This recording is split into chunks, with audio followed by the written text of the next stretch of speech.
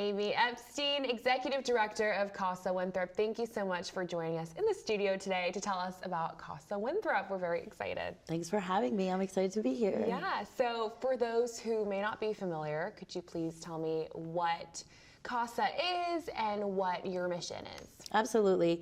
CASA is an organization that is community-led first, and that's what's really cool about it. We have been around for over 25 years. It started out with two moms who were concerned about drug use among young people, including their high school students. And they came together to try to make Winthrop less conducive to drug use. This was back, early in the beginning of what was going to be the opioid crisis. Eventually, CASA became an official strategic prevention framework coalition, which is something that is a way to kind of ensure the whole community is part of a data-driven process to ensure results around things like substance abuse prevention. Over the years, we have found ourselves looking towards things like mental health. The coalition drives what we really focus on. So now we're in a place where we've come together and the community needs help with mental health interventions in a way that we didn't in the past. Just being a youth is such a transformative period of time, and I think to have a place where you can feel welcomed and no judgment is really, really special. Yes. Right? And so community support is crucial in youth development. How does CASA sort of include, whether it's schools, local organizations, parents, to help create a more connected and supportive environment for young people? The basis of our success is our collaborative process and our partnerships. An example, for I think over 8 years, we've been partnering with the police department to do an open rec night. So every Friday, all year round, the police come. We actually now partner with the Suffolk County Sheriff's Department as well. And they send folks, and then in addition to our youth leaders, they go and they open up a gym, just let kids play and do what they got to do. Let and we kids have be kids. be kids, throw balls around. There's trivia in the back. We have folks coming in to be trusted adults for young people. And so these are young people that wouldn't normally have anything else to do at night. They would be running around who knows what. Now they're making these really beautiful relationships with police officers. They're able to feel a part of the community. They're able to feel seen and heard. They're having these really positive interactions. And it's just been an awesome experience for the young people to be able to have a place that feels safe, that they can be themselves, and they can feel seen and heard. Absolutely. I think obviously there's a lot of different moving parts and a lot of different groups of people working together, but I think it's such a beautiful thing that the community, no matter who you are in the community, you guys can come together and collectively work towards the same goal. I think it's beautiful. So can you please share a story or an example just from your experience that you've seen CASA's work really transform a child's life? Absolutely. There's so many different things that happen to us every day that kind of help us keep going and remember how important our work is. Our Q Club, which is for LGBTQ youth in the community, we've had young people say, this is the only place I feel like I can be myself. This is the only place I feel accepted and I can really be me.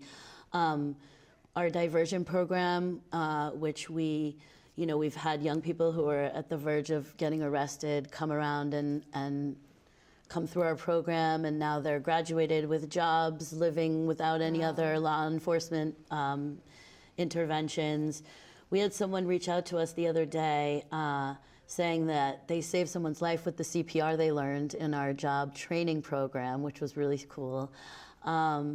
And one of my favorite specific stories is that our board president is actually a former youth advisory board member. So to me, those are the kinds of things that really show the impact of our work. But my favorite thing that we do is our youth awards ceremony.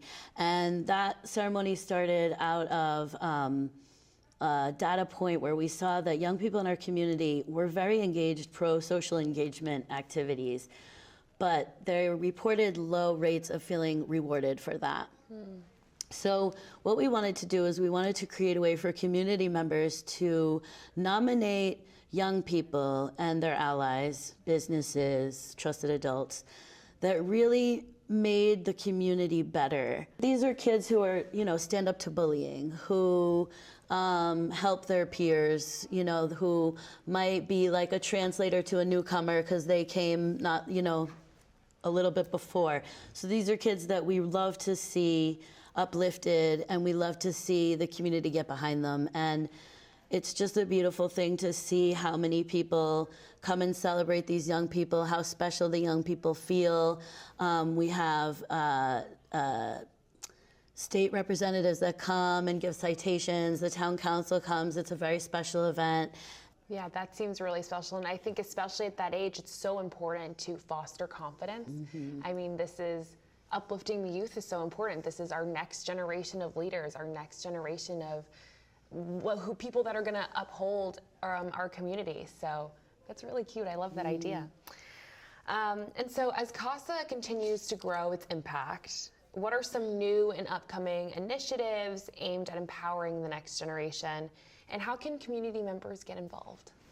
So I think our most exciting kind of work, I think now, is this kind of upstream behavioral health kind of intervention action, to be able to have young people in our space experiencing positive pro-social engagement, building protective factors, giving them the opportunity to have positive youth development, leadership opportunities, combined with this opportunity to have clinical services.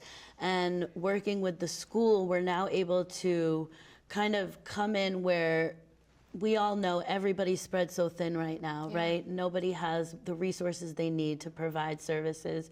So to be able to come into the school and say, how can we help?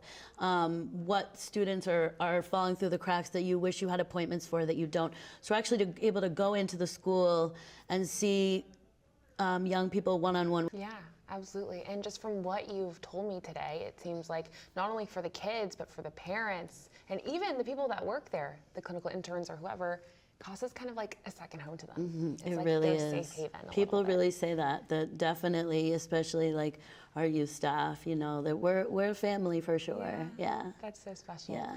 All right, and this is my last question. For anyone listening who wants to support CASA's mission, whether it's volunteering, partnering, donating, or even just learning more, what's the best way for them to get involved and make an impact? Yeah, I think our strongest communications are our newsletter and our social media, specifically our Facebook and our Instagram. You can sign up for our newsletter on our our website. Our website is a great resource. There's a lot of information on our website. There's places to reach out to become part of the CASA community. And like I said, everyone has a seat at the table. We love community engagement. That's what we do. So, pretty much anything people want to do to come and join the effort, especially join our coalition and our community work groups. Yeah. Absolutely. Well, Amy, thank you so much for taking the time again to come in and share CASA's mission with us. Thank you so much for having me. It's been awesome. Of course. I love talking about CASA. I love hearing about CASA. CASA's great. Perfect.